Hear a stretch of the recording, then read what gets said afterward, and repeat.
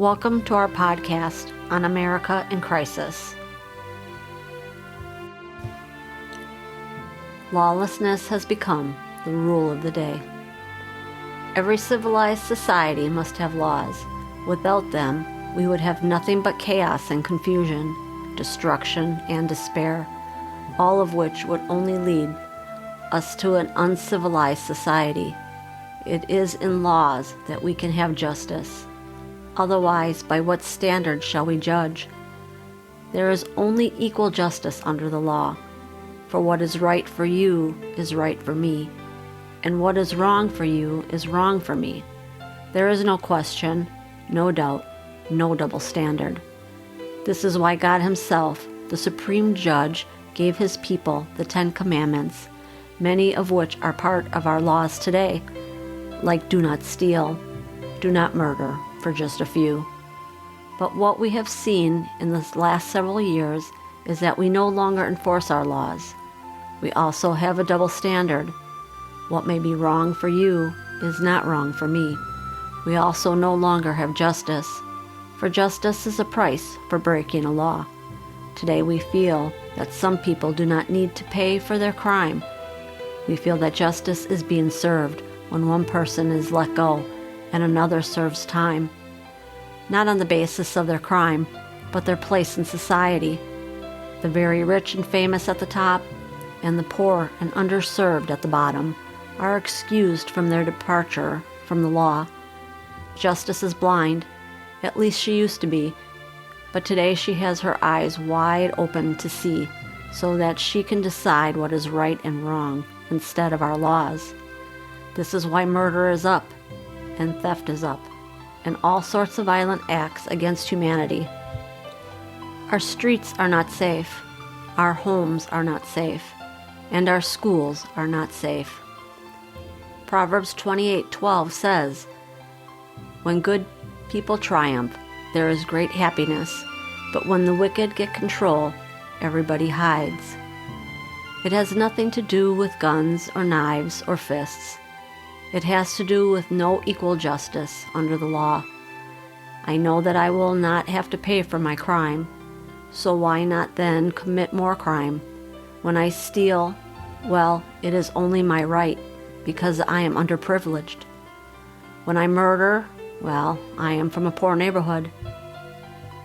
When I knock over an old person, well, I never did like my parents.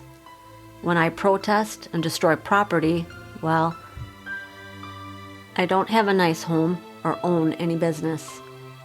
When I kill kids at school, well, they shouldn't have laughed at me. There are all kinds of excuses to be lawless. Proverbs 28:5 says, "Evil people do not understand justice, but those who follow the Lord understand it completely." So why don't we help people instead of allowing them to have excuses?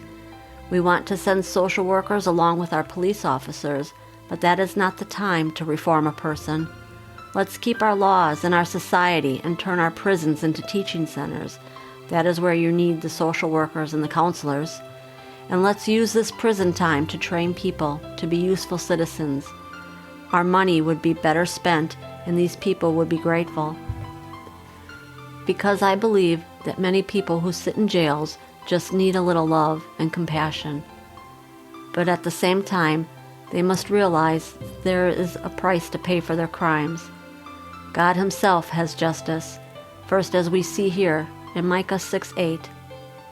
"He has told you, O man, what is good, and what the Lord really wants from you. He wants you to carry out justice, to love faithfulness, and to live obediently before your God." You see, this is really social justice when laws are kept, and when a law is broken, there is a price to be paid for by the offender, and people love one another, and we all walk in God's ways. We don't need any politician or activist to tell us about social justice, because God's Word says it all to us in His laws. You see, if we keep going down this road that we are currently on, we will find that one day a man who will be called lawless will rule over us all. And he will not have mercy or compassion or love, and we will no longer have a free society. nor a civil society, but only a society of complete lawlessness. 2 Thessalonians 2, 3-4 tells us this: "Don't let anyone deceive you in any way, for that day will not come until the rebellion occurs, and the man of lawlessness is revealed. The man doomed to destruction, he will oppose and will exalt himself over everything that is called God or is worshipped, so that he sets himself up in God's temple, proclaiming himself to be God." You see, once a society closes its eyes to the truth, and they no longer live by a rule of law, then they all become like blind people walking in darkness. Today, even churchgoers have fallen for this fake social justice. Instead of walking in God's laws, which teaches us how to have justice and mercy correctly for all, many people who once believed have now fallen away. People today think that they do not even need to keep the 10 Commandments because they say they are not under the law.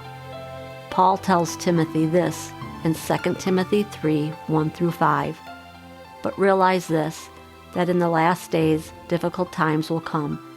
For people will be lovers of self, lovers of money, boastful, arrogant, slanderers, disobedient to parents, ungrateful, unholy, unloving, irreconcilable, malicious gossips, without self-control, brutal, haters of good, treacherous, reckless, conceited, lovers of pleasure rather than lovers of God, holding to a form of godliness. Although they have denied its power, avoid such people as these." Yes, down this road we walk, and as we walk, we will see less and less truth, and light, and godliness. And what lies ahead is a future of chaos and confusion, and destruction and despair, unless we turn ourselves around and once again become people who live by justice in keeping the law. If you are going through a crisis, visit the First Aid Kit on our website.